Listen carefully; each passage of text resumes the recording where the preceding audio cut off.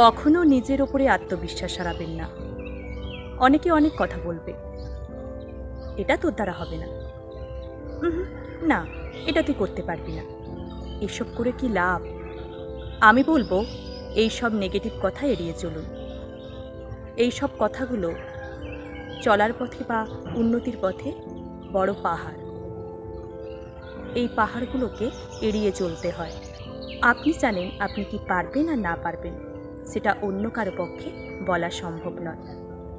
আপনার চলার পথে যেমন আপনার পা দুটি সব, তেমনি আপনার সাফল্যের পথে আপনার পাশে থাকবে আপনার মনোবল।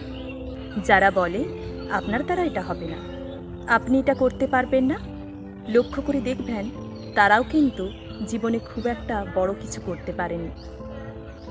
পাশে আছে মানে সবাই যে শুভাকাঙ্ক্ষী তেমনটা কিন্তু নয়, কারণ সবাই আপনার মতো চিন্তা করে না। অনেকে পাশে পাশে থাকে আপনার খারাপ সময়টা দেখার জন্য।